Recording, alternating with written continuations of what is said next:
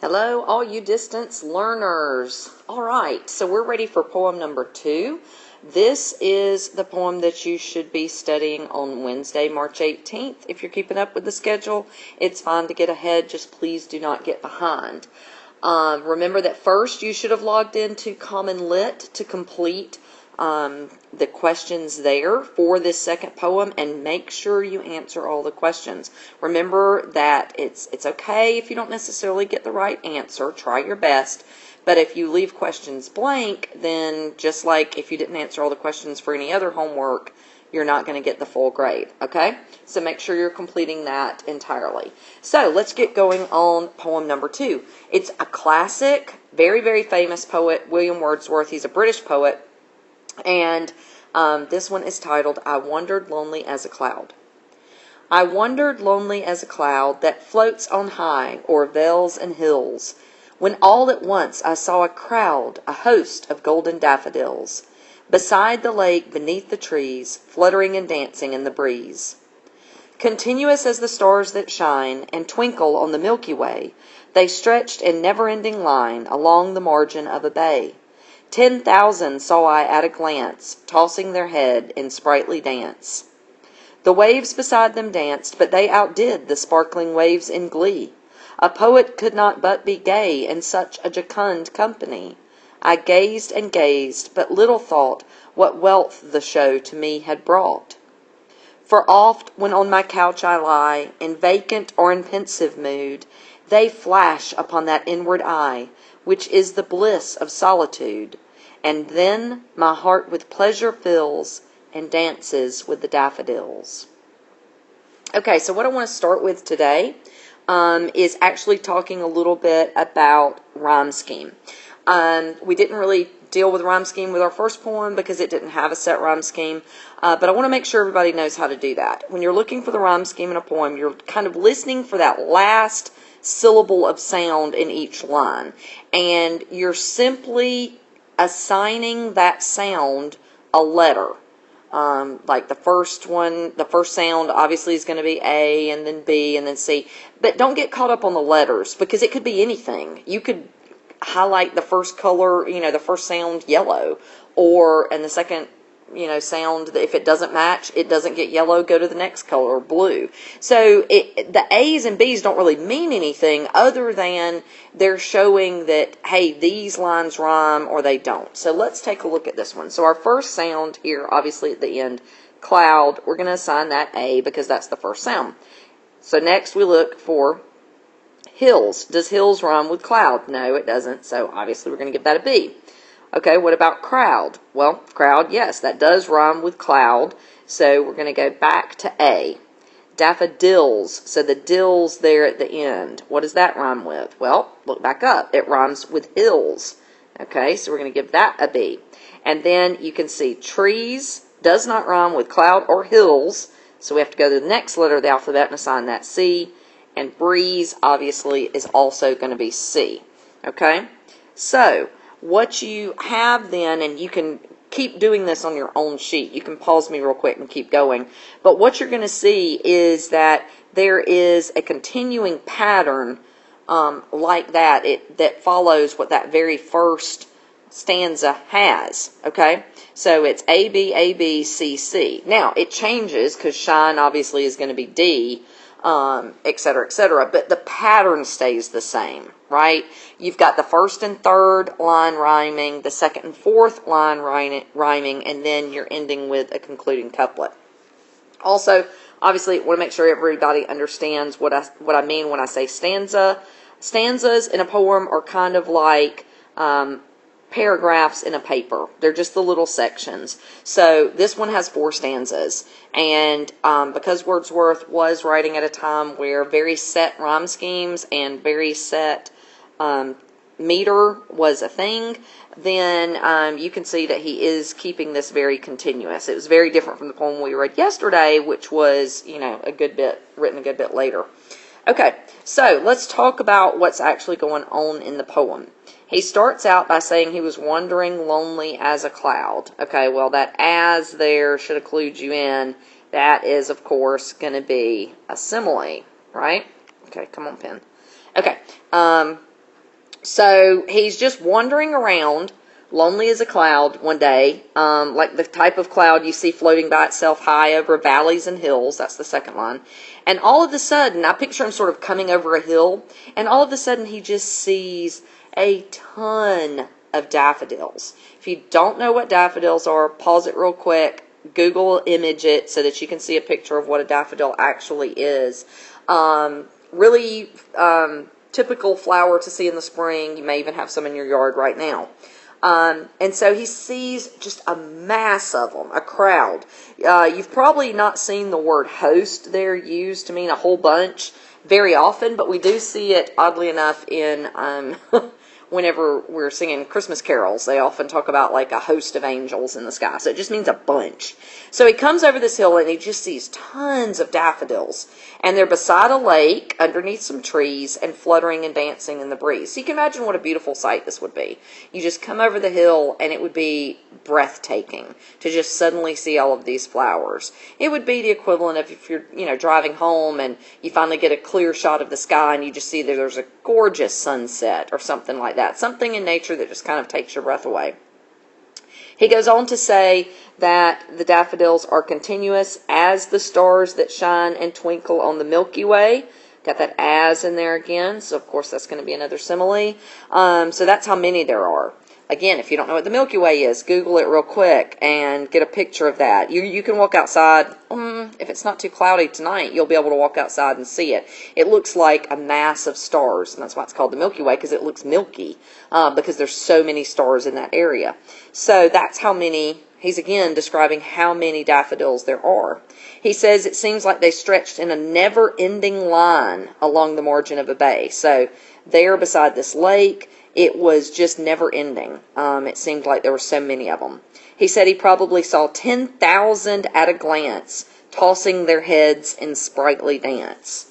Okay, so now, do flowers have heads and do they toss them? No, that kind of sounds more like people, right? So what would that term be, where he is describing the flower in a manner that sounds more like you're describing something a person would do? Anybody think of it? Personification, okay? So we'll jot that down. Running out of room on my tablet. Okay, personification. All right, so that's whenever you give something that is not human qualities or attributes. He says that the waves beside them danced. Well, look at there. What do we have again? More personification. But the flowers, that's what the they is referring to, outdid the sparkling waves in glee. So glee is like really, really happy, really, really joyful. So even though the waves were pretty, and you know what he means by that, the sparkling waves. You know how when there's a little bit of wind on the lake, just a little bit of chop, and if it's a sunny day, it almost looks like the lake is glittering, like it's diamonds.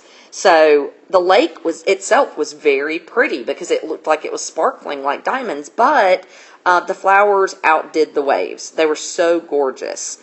And he said that it had an effect on him. He said a poet could not but be gay, which of course he's using to mean happy, in such a jocund company, and jocund also means happy as well.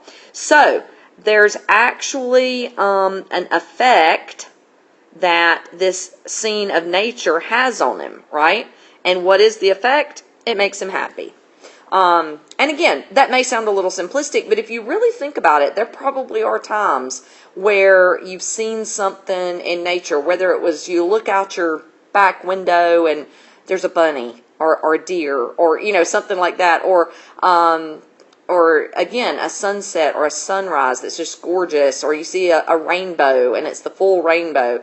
We kind of do almost turn into a child in those moments. It's like if you ever tried to go on a walk with a 2 or 3 year old, you don't get far. They want to look at everything. They're fascinated by the ants, and they found a rock, and it's the most beautiful thing they've ever seen. We kind of lose some of that as we get older, but I think a little bit of it stays with us. So I do think that, and Wordsworth certainly thought this, that nature can still have the power to affect us and have an effect on our mood. Okay? So he stands there for a long time because he says he gazed and gazed. And of course, gaze just means to look. So he's looking for a long time, just standing there kind of soaking up the sight. And that's something I think we might be losing a little bit now. You know, when you go to the beach or the mountains or somewhere really pretty, sometimes it seems like everybody's so busy trying to capture the image on their phone, which they may never look at again, that they're not really just sort of standing there and soaking it in, you know? And so, of course, this was so long ago he wouldn't have had a phone, and so he's just gazing there, really trying to drink in the picture, really imprint it on his memory, okay? So he says, even though he stood there for a long time, really happy, and gazed at these flowers, he little thought what wealth the show to me had brought. So he didn't realize what that image that he was storing away in his mind would actually bring him later. And he describes it as a type of wealth. Now, punctuation in poetry is always important, so I need you to notice that there's a colon right there, okay? So what does a colon mean? Usually a colon means that there's going to be a list after it, or, and that's what he's doing here, it means he's going to give a further explanation. So that colon is very, very important because he's describing the wealth that the show of the flowers brought to him in this last stanza. So that whole last stanza is the wealth, okay?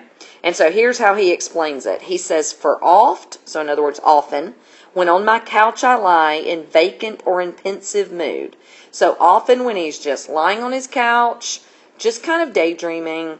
And you know, again, if you're, you know, in the 1800s, you don't have all the access to things that we do now. You know, you could either talk to somebody or you could read a book. You know, if nobody's there and you're not reading a book, you're all alone with your thoughts, which we kind of rarely are now. You know, usually even if you're in the car or, you know, out for a run or even in the shower or something like that, we're often still listening to music or audiobooks or podcasts or something. We're like always surrounded by the thoughts of others. But what Wordsworth is doing here is, you know, he's just lying there, just thinking, just letting his mind wander, which I think we might not maybe do enough of in today's time. But he says when he's lying there in this just vacant or pensive mood, which means thoughtful, they flash upon that inward eye. So what is he talking about by they? Well, of course, he's talking about the flowers. So the sight, the view of just those thousands of flowers flashes on that inward eye. So what's he mean there? Just his memory. You know, you can close your eyes right now and picture certain places. You can close your eyes right now listening to me talk and picture yourself here in the classroom with me. You know, I mean, you've been here often enough that you can pull up a very accurate picture of it. And so that's what he's doing. He can close his eyes and picture this scene again. And he says that that is the bliss of solitude. Bliss, of course, again, meaning happiness. The bliss of solitude, of being by yourself, is that you do have time to filter back through your memories and think about happy memories, good things that have happened, beautiful sights. And so he says that when this happens, when he's lying there just thinking, and the image of these flowers suddenly pops up in his mind, he says, then my heart with pleasure fills and dances with the daffodils. So once again, he is filled with pleasure and happiness. That was a bad-looking smiley face. And his heart dances with the daffodils. So just like the daffodils looked like they were dancing as the breeze was blowing them, his heart feels like it's dancing as well. So that's what he means when he says that it brought wealth to him.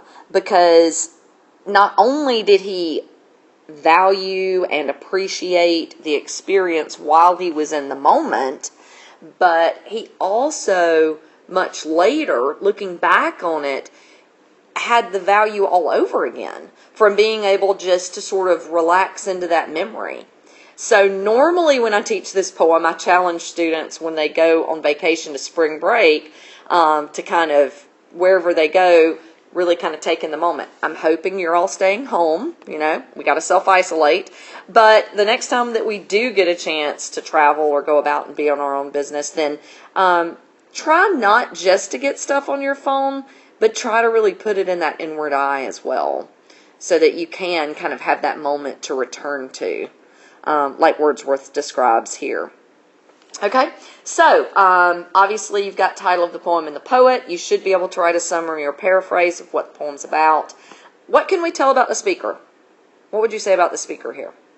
Remember again, speaker's different from poet, okay? So the speaker here is someone who obviously enjoys nature, went out for a walk, really had this profound experience of seeing this beautiful sight full of all of these daffodils, and it really left a lasting impression.